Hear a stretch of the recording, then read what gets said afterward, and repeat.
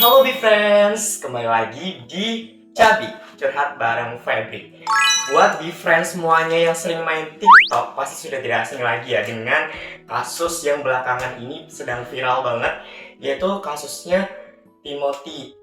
Dimana Timothy adalah seorang mahasiswa di salah satu perguruan tinggi di Indonesia yang tragisnya mengakhiri hidupnya sendiri karena diduga dibully oleh teman-teman semuanya. Hal ini sangat amat tragis teman-teman, dan itu sangat amat tamparan untuk perguruan tinggi Indonesia, di mana kita harus menjaga kesehatan mental, apalagi kita sebagai mahasiswa yang sering banget burn out akademik ya, dan kita ditambah lagi misal dibully, itu pasti akan menambah uh, penurunan kesehatan mental kita.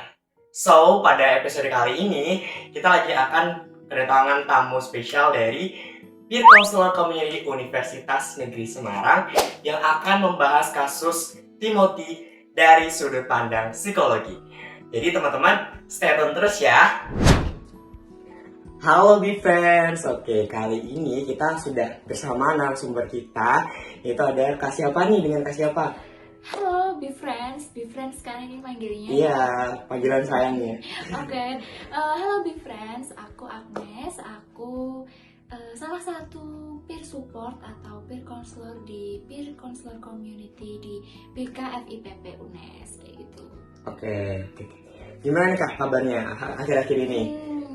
Kabarnya baik dong, pastinya baik. Kalau kamu sendiri gimana nih Feb, kabarnya hari ini? Kalau hari ini tuh bener-bener kayak burn out banget, itu kan banyak banget tugas-tugas akhir, apalagi kan kita lagi UAS ya. Iya, lagi UAS, dimana kita tuh lagi ngejar-ngejar banget ya tugas-tugas akhir, dimana tuh kadang kalau kita nggak bisa ngekontrol burnout kita tuh pasti bakalan terpengaruh dengan kesehatan mental kita kan. Bener banget, apalagi di masa-masa penghujung semester ini kan pasti lagi banyak-banyaknya project, banyak tugas, terus juga ini ya udah vibes liburannya itu udah dapet banget, jadi pasti pengennya udah buru-buru pengen pulang terus ya, akhirnya jadi homesick, terus jadi burnout karena tugas dan lain sebagainya. Bener banget. Menarik banget masalah ini ya, masalah akademik tuh kalau kita bahas, kita kaitkan dengan kesehatan mental tuh nggak ada habisnya, selalu aja ada topik yang mau dibahas gitu ya. Kayak hari ini bahas apa nih? Kali ini kita juga akan membahas tentang kesehatan mental di dunia akademik ya. Tapi nggak tahu Kak, kita mahasiswa tuh kadang kan emang sering dihadapkan dengan banyak banget ujian lah ya, kalau kita bisa bilang. Kayak kita juga anak rantau, dimana kita harus mengatur finansial dengan baik. Terus juga nanti ada tugas-tugas kuliah yang tentunya bakal banyak banget. Nah, di situ kita harus bisa mengedepankan kesehatan mental nih, kesehatan mental untuk kita sendiri, dan juga kita juga bisa menjadi support untuk teman-teman kita gitu. Nah, pada kali ini itu kalau Kak Kres inget tuh kemarin ya, kalau Kak Kres main TikTok nggak? Gitu kan? TikTok banget dong. Udah berapa followers Kak? Followers mah nggak banyak, yang penting kita ngikutin FYP. Ngikutin tren ya, biar nggak kelihatan ketinggalan zaman banget gitu. Belum nanti kalau ketemu ini, karena di PCC itu kita kan peer support ya, pasti ketemunya sama anak-anak mahasiswa yang ya seumuran dong. Nanti kalau bahas tentang tren TikTok Kak, kita kan harus up to date. Iya juga, benar banget ya. Jadi seorang konselor juga up to date gitu ya. Harus dong. Oke, jadi kali ini kita akan ngebahas tentang salah satu kasus yang lagi viral banget kemarin Kak. Apa tuh? Yaitu kasusnya dari Timothy. Gimana Timothy ini kan seorang mahasiswa di salah satu universitas swasta di Bali gitu ya. Dimana Timothy ini mengakhiri hidupnya diduga karena mendapatkan tekanan dari teman-temannya, juga tekanan akademik dan lain sebagainya gitu Kak. Gitu. Jadi di sini aku mau bacain dulu ya Kak kronologinya dari kasusnya Timothy ini. Biar Friends di rumah siapa tahu belum tahu nih tentang kasusnya si T ini gitu ya. Silahkan disimak dulu Friends penjelasan terkait kronologi kasusnya Timothy. Oke, jadi Friends, jadi korban atau Timothy itu ditemukan pada hari Jumat malam tidak bernyawa di area sekitar gedung FKH di universitas tersebut. Nah, pihak kepolisian itu menyelidiki hasil awal yang mengindikasikan korban itu meninggal karena mengakhiri hidupnya, Kak. Hmm. Lalu ditemukan juga surat wasiat yang ditulis tangan oleh korban, di mana isi surat tersebut itu menyebutkan permintaan maaf kepada keluarga dan menyinggung tentang masalah kuliah serta tekanan yang dirasakannya. Lalu juga pihak rektorat dan dekanat FKH juga menyatakan keprihatinan mendalam dan berjanji akan mengusut tuntas penyebab serta isu-isu yang mungkin melatar belakangi kasus ini, termasuk dengan adanya tekanan akademik atau masalah mental.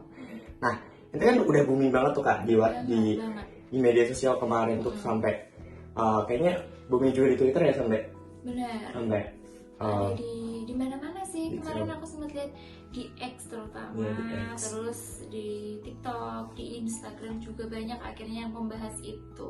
Nah, di situ kan akhirnya para warganet ya, para netizen itu mulai menyuarakan akan pentingnya kesehatan mental bagi seorang remaja, apalagi kita sebagai seorang mahasiswa ya, dimana kita tuh sering banget dihadapkan dengan tekanan-tekanan gitu kan. Gitu.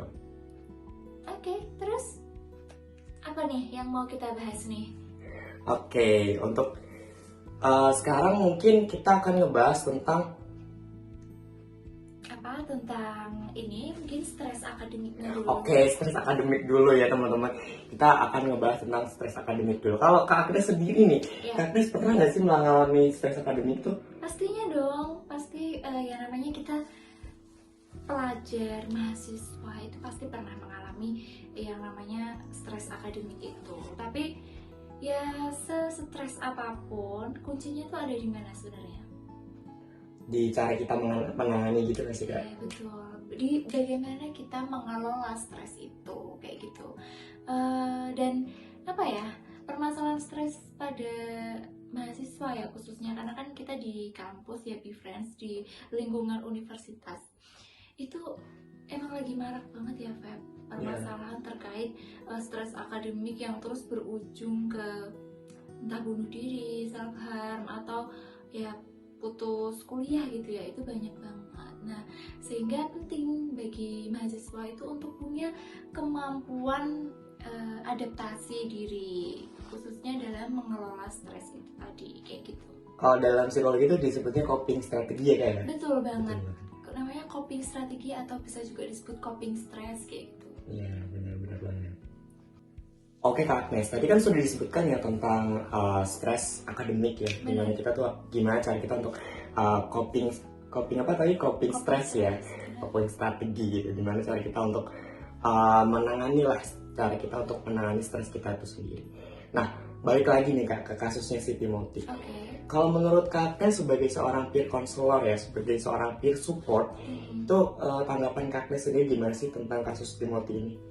Ya tentu miris ya, dan sangat disayangkan gitu loh, karena sebenarnya lingkungan kampus itu kan lingkungan akademik ya, yang mana kalau lingkungan akademik, ketika kita dengar lingkungan akademik berarti nuansanya itu kan nuansa yang positif, nuansa yang saling mendukung kayak gitu kan. Nah, sangat disayangkan ketika kejadian-kejadian semacam itu terjadinya justru di lingkungan akademik itu, yang seharusnya bisa menjadi apa ya, tempat bagi mahasiswa, tempat bagi individu itu untuk berlindung, karena kan kampus itu termasuk ruang aman sebenarnya. Tapi sampai terjadi hal semacam itu. Nah, kalau tanggapan dari aku ya lebih menyayangkan aja sih hal itu sampai terjadi gitu loh. Maksudnya jadi ini, aku jadi menghubungkan dengan yaitu support system yang ada di sekitar kita sebagai mahasiswa gitu ya. Nah, kalau dari Febri sendiri gimana tuh memandang hal semacam itu? Apakah kamu merasa kalau support system dari teman, dari lingkungan kampus itu tuh sesuatu yang penting kayak gitu? Ya kalau menurut aku sendiri tuh itu penting banget ya Kak. Apalagi ya tadi ya sudah aku sebutkan bahwasanya di kampus sendiri itu kan jauh banyak banget tugas teman-teman ya, bahkan ini lagi ngerjain tugas ya kayak ini tugas banget ya. Iya gitu, jadi emang peran temen itu sangat amat perlu gitu. Terus juga dukungan dari keluarga, dukungan dari teman-teman juga itu sangat amat perlu sih. Jadi buat di friends, jangan sampai kalian itu tidak punya tempat untuk bercerita ya kayak, karena kalau kita udah gak punya teman untuk cerita, kita bingung untuk tidak bercerita kita bingung untuk cerita ke siapa, akhirnya itu justru akan menjadi bom waktu, dan akhirnya kita akan menjadi yang lebih parah lagi ke depannya gitu. Ya nggak sih Kak? Benar banget. Setuju dengan statementnya Febri tadi ya, yang bilang bahwa yang namanya masalah itu sesuatu yang buruk. Kenapa sih mesti dipendem-pendem dan disimpan sampai seperti apa ya, kalau kita bilang tuh efek snowball ya. Snowball ya. Nanti semakin menggelinding, semakin jauh, semakin besar kayak itu kan. Akan menjadi bom waktu ya kayak. Nah, bener banget. Lebih baik ini sebelumnya aku boleh promosi kan? Boleh, silahkan ya. Boleh banget. Promosi. Dengerin ya Big Friends ya. Big Friends, karena kebetulan aku tuh juga tergabung dalam peer counselor community di BKF IPP UNES. Nah, tentu aku sangat menyarankan nih untuk Be Friends semua dimanapun kalian berada ya, meskipun mahasiswa di luar UNES gitu ya, atau bahkan nggak mahasiswa tapi anak sekolah atau ibu-ibu gitu ya, boleh banget untuk memperoleh layanan konseling. Kita di BK UNES tuh sebenarnya menyediakan banyak banget layanannya nih kan. Yang pertama tuh ada peer counselor community, itu di situ dilayani oleh konselor sebaya atau peer support kayak gitu. Kayak Kak Agnes gini ya? Benar, kayak aku gini. Nah, tapi ada juga di Friends layanan konseling yang profesional. Itu biasanya dilaksanakannya dengan expert ya, dengan Bapak Ibu dosen yang memang sudah berpengalaman di bidang konseling gitu ya. Pasti sudah bertahun-tahun menjadi konselor profesional gitu di bidang konseling ini, sehingga cocok banget ketika misalnya Be Friends dimanapun berada mengalami permasalahan-permasalahan yang kayak gimana ya, nggak ada tempat untuk bercerita gitu ya, atau nggak ada tempat untuk berlindung, silahkan hubungi, kontak lainnya nanti ada di sini ya. Nanti aku tulis ya. Di sini ada layanan konseling dari lab BK UNES gitu. Ini salah satu privilege juga ya Kak untuk mahasiswa UNES. Benar banget. Yang lagi pengen cerita. Iya, satu lagi. Apa Jangan lupa layanan konseling bersama peer counselor community itu gratis, tidak dipungut biaya. Nah, jadi kadang kan ada yang gini ya Pep ya, yang merasa kalau emang ada masalah tapi mau cerita ke konselor, mau konseling itu tuh terhalang pada biaya, karena emang harus kita akui bahwa layanan psikologis itu tidak murah gitu loh. Boleh kok dicek di rumah sakit misalnya, atau di aplikasi kesehatan tertentu tanpa menyebutkan ya, pasti udah ada di pikiran different semua apa tuh aplikasinya. Coba dicek di situ. Rate untuk konseling itu emang cukup pricey ya kayak. Nah, kebetulan banget kita di PCC itu menyediakan layanan konseling yang sifatnya gratis, dan nggak hanya dilaksanakan secara offline, bisa juga online. Mau melalui Zoom boleh, mau melalui Google Meet boleh, video call boleh, lewat WhatsApp, teks atau chat gitu boleh. Kurang apa lagi coba, ayo. Nah, jadi buat Be Friends semua, daripada memendam masalah sendiri dengan penuh rasa sesak, berat, nggak tahu mau cerita ke siapa, silahkan hubungi langsung ke kontak di bawah ini. Oke, kalau misal Be Friends pengennya sama Kak Agnes boleh nggak ya? Boleh banget dong. Tapi tentu masih banyak pilihan konselor lain. Ada banyak peer konselor lain yang kayak gak cuma Kak Agnes aja. Jadi Be Friends jangan lupa untuk kepoin ya. Kalau misal Be Friends lagi butuh layanan konselor, bisa hubungi di bawah sini gitu. Di bawah sini, di Instagramnya langsung aja cek. Oke Kak Agnes, kita kembali lagi ya ke kasusnya Timothy. Dimana tadi kan Timothy mengalami bullying ya Kak? Iya, diduga mengalami bullying. Nah, terus gimana sih Kak Agnes cara kita tuh agar bullying itu tidak terjadi di perguruan tinggi? Gimana cara kita untuk sebagai seorang mahasiswa itu kayak memiliki sikap yang anti bullying gitu? Kayak kita menemukan sikap-sikap yang anti bullying itu gimana caranya Kak? Untuk mencegah bullying itu terjadi gitu. Oke, baik.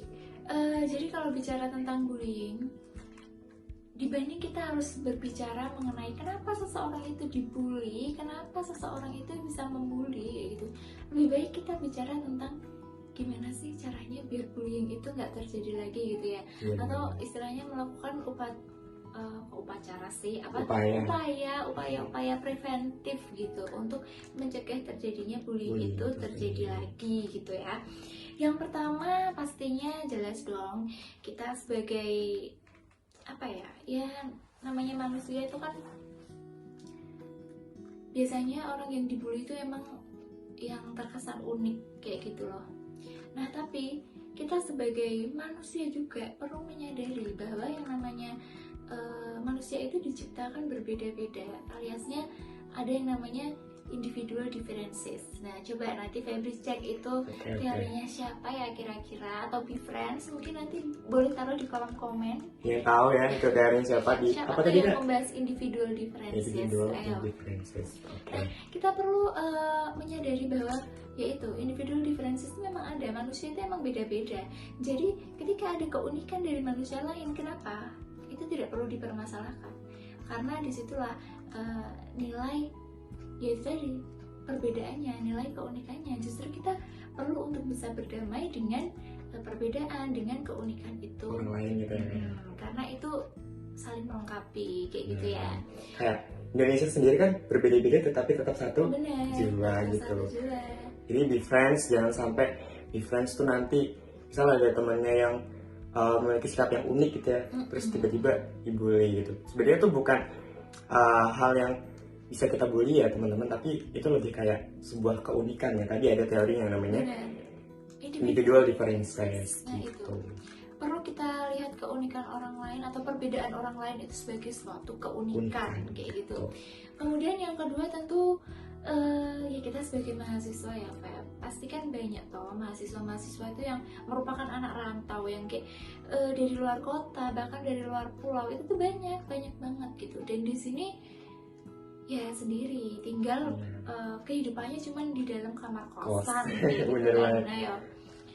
Nah maka dari itu kita sebagai sesama mahasiswa itu perlu untuk menumbuhkan yang namanya empati kepada teman-teman sesama kita, entah itu teman sekelas atau teman seprodi, sefakultas, teman kosan mungkin. Nah itu nggak ada salahnya kok kita tuh berempati ke orang lain, nggak perlu takut nanti dikira caper atau dikira apa ya biasanya PDKT dikira PDKT gitu ya. Aduh nggak dong ya. Yang jelas ketika memang niat kita itu untuk berempati ke orang lain, untuk apa ya istilahnya memiliki kepedulian terhadap orang lain, itu pasti hasilnya baik. Nggak akan dikira yang namanya caper lah, ya nggak akan dikira deketin lah kayak gitu ya. Hilangkan dulu ketika mau berbuat baik itu, hilangkan dulu hal-hal atau pikiran-pikiran negatif itu ya. Gunakanlah mind skill. Nah nanti mind skill boleh kita bahas lagi tapi di episode berikutnya. Nggak di sini loh, jangan di sini ya Be Friends ya. Kalau Be Friends mau kita undang ke Agnes lagi, Be Friends bisa komen di bawah ya. Kita tentuin topiknya apa ya. Oke, tadi aku sangat amat tertarik dengan Kak Agnes waktu Kak Agnes tuh bilang empati ya, kita harus menumbuhkan sikap empati. Nah, di sini aku jadi keinget ada salah satu yang namanya bahasa welas asih gitu ya. Jadi setelah aku searching tadi, jadi welas asih itu adalah perasaan simpati atau empati yang mendalam terhadap penderitaan orang lain atau diri sendiri yang disertai dengan keinginan kuat untuk mengurangi atau meringankan penderitaan tersebut gitu Kak. Iya. Benar banget kan Kak? Benar, nah jadi sebenarnya mirip-mirip Be Friends antara empati dan welas asih itu gitu ya. Sesuatu yang saling berkaitan, melengkapi ya. Saling berkaitan. Jadi welas asih itu juga bagian dari empati itu sendiri. Benar-benar. Kira-kira Be Friends siap nggak kalau disuruh untuk menumbuhkan sikap empati? Harus siap nggak sih Kak? Siap dong, pastinya siap. Karena gini ya, kita tuh menjadi manusia berusaha untuk memperlakukan orang lain sebagaimana kita mau diperlakukan, kan kayak gitu ya. Karena ya itu perlakuan orang lain terhadap kita itu ya cerminan kok sebenarnya, cerminan bagaimana perilaku mereka terhadap bagaimana perilaku kita terhadap mereka kayak gitu loh. Ya, banget. Terus kayak selanjutnya ada lagi nggak Kak untuk kita bisa mencegah bullying di lingkungan kampus?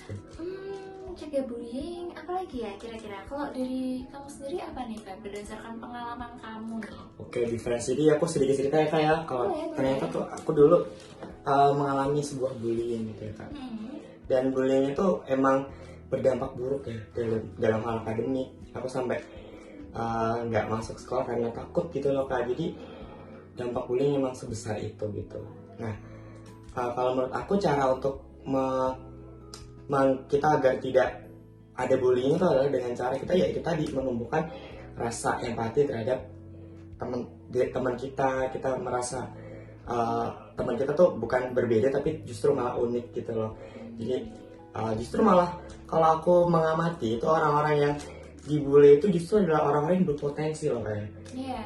Jujur ya, karena orang-orang yang dibully itu emang dia memang memiliki potensi, tetapi dia itu terlalu takut untuk show up potensinya karena dia takut untuk dibully gitu loh kan. Jadi buat di Friends jangan sampai membuli gitu ya. Iya dong, pasti. Iya dong, harus dong ya, harus jangan membuli ya. Sebenarnya bukan jangan membuli, tapi berhati-hatilah ketika bertindak karena siapa tahu Anda tidak menyadari bahwa memang Anda itu sebenarnya Dan sedang bully, melakukan gitu. hal itu, Bener ya banget, gitu bener loh. banget, bener banget. Ketika kita bilang jangan itu kan terkesan jadi suatu larangan Ya, gitu ya. iya sih. Tapi cobalah kita tuh untuk lebih aware gitu. Ketika misalnya kita ngomong-ngomong kayak gini nih, Feb. Ya, oke. Nah, siapa tahu dengan saya kan bullying itu ada banyak ya di Friends ya. Ya. Ada Verbal, fisik gitu kan. Nah, mungkin aja ketika saya ngeliatin Febri yang dengan tatapan sinis itu termasuk sesuatu yang terindikasi bullying, itu bisa jadi. Nah, itu maka lebih penting untuk kita tuh aware gitu tentang apa yang kita lakukan. Kira-kira nih perlakuan saya kayak gini nih termasuk membuli gak sih kayak gitu. Cobalah untuk introspeksi diri juga. Iya benar banget. Karena indikasi bullying itu adalah bukan dari perilakunya tetapi dari korbannya ini, apakah dia tuh emang merasa ini tuh bully atau enggak. Dia merasa nyaman gak dengan hal itu gitu. Bisa salah satunya seperti itu. Nah, kita kan tadi sudah ngebahas tentang kasusnya Timothy ya Kak ya.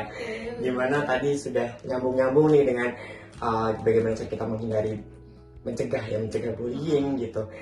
Nah, kira-kira dari Kaknya sendiri gimana sih Kak pentingnya kesehatan mental itu bagi seorang remaja? Ini adalah tema utama kita. Oke. Kesehatan mental ya pastinya kesehatan mental tuh nggak hanya penting buat remaja dong. Iya sih.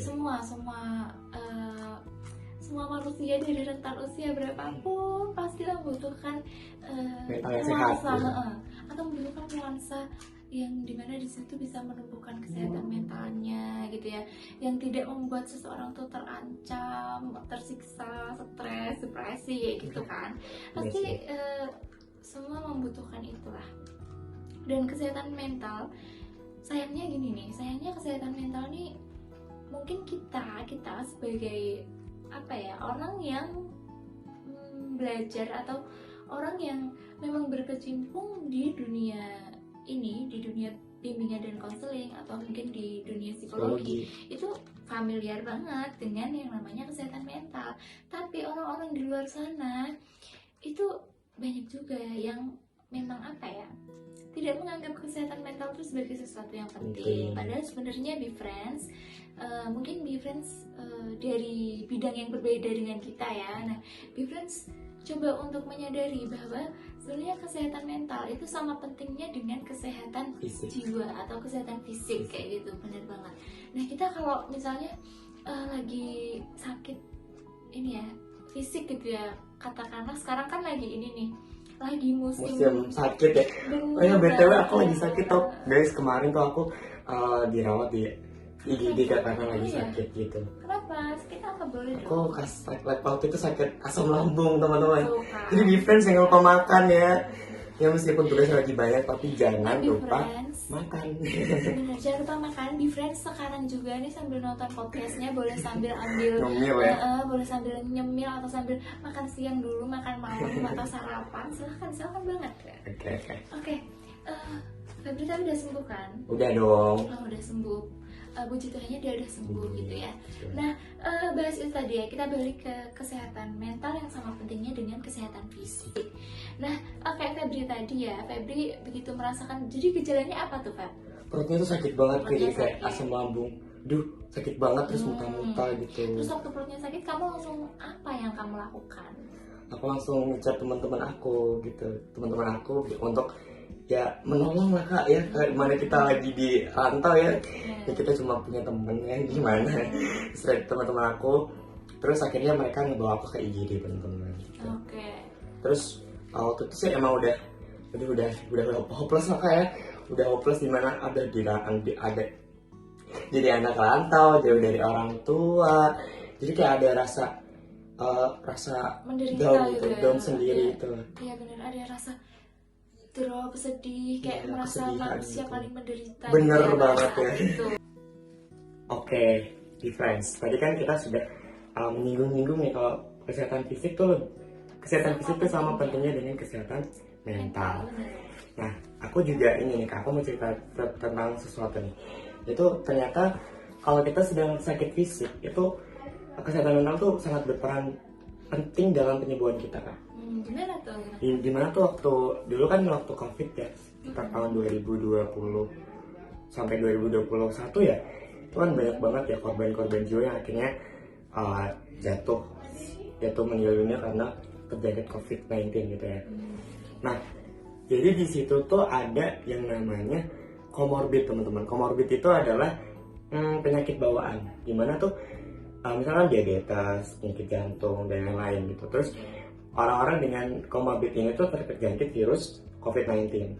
Nah, kalau misalkan dari sisi psikologis kan pastinya dia udah ngira kayak, aduh aku udah sakit jantung, udah sakit ini, udah sakit itu, udah itu kena COVID. Jadi ya udahlah, mau gimana lagi. Jadi dia tuh terkesan pasrah gitu, kan nggak ada coping stress yang bagus gitu dalam dirinya. Nah, tetapi dan itu kalau tidak salah itu ada 95% dari orang-orang yang terkena virus COVID-19 ini itu yang juga terkena komorbid, dia juga memiliki komorbid itu, dia itu 95% tuh akan meninggal gitu. Tapi ada 5%-nya yang masih hidup. Nah, 5%-nya ini itu dia tuh menerapkan kayak coping stress yang bagus gitu loh. Jadi dia tuh selain dia mengobati dirinya karena terjangkit virus COVID-19, dia tuh juga memiliki semangat untuk pulih gitu. Karena dia yakin, dia optimis dia bakal pulih. Nah, itu juga yang bisa menyebabkan dia tuh bisa pulih dari COVID-19 itu sendiri. Itu maksudnya ke teori resiliensi ya kayak. Bener. Resiliensi dimana kita tuh harus menumbuhkan sikap yang optimis gitu. Kalau kita lagi sakit ya kita optimis sembuh, jangan kita udah sakit fisik terus kita kena ke mental, ya akhirnya kita memiliki harapan hidup yang cenderung kecil gitu teman-teman. Jadi buat teman-teman harus bisa memiliki coping stress yang bagus dan juga bisa memiliki resiliensi yang bagus. Gitu. Intinya adalah bagaimana kita bisa mengelola stres itu dengan baik kayak gitu.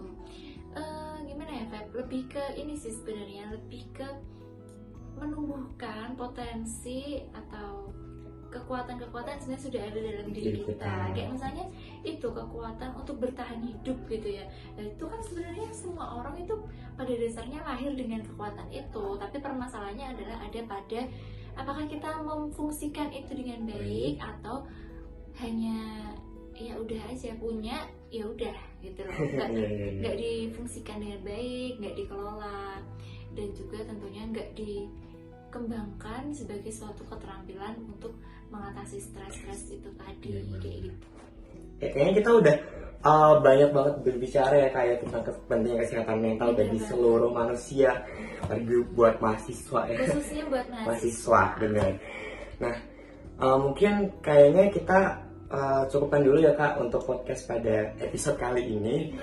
Kalau di Friends mau kita podcast sama Kak Agnes lagi, di Friends bisa tulis di kolom komentar, nanti kita podcast bareng sama Kak Agnes lagi. Siap nggak Kak Agnes nih kira-kira? Siap dong, boleh ya, banget. Okay. Nanti kita juga mungkin bisa kolaborasi dengan peer support yang lain juga. Oke, siap ya. Karena podcastnya lebih Lebih ramai rame lagi gitu, lebih dan banyak juga perspektif benar, gitu ya, Kak? lebih banyak perspektif Benar, juga oke. untuk be friends semua. Oke, Be Friends, mungkin sekian dulu video kali ini. See you di episode selanjutnya, Be Friends. Dadah! Be friends. Duh, Be Friends, aku sampai lupa aku harus pantun di akhir podcast kita biar makin wow gitu ya. Biar makin cakep. Cakep ya, biar makin cakep kayak Be Friends semua, kayak Kak Agnes ya. Oke, otot kawat, tulang besi, cakep. Dikira cupu, ternyata suhu. Cukup sekian podcast dari kami. Kami ucapkan matur thank you. Bye bye, Be Friends. See you di next episode. Oke, sebelum penutup kita jargon dulu ya, kayak jargon konseling dulu. Oke, 1, 2, 3. Konseling, yes we can. Counselor, yes I am. See you, Be Friends.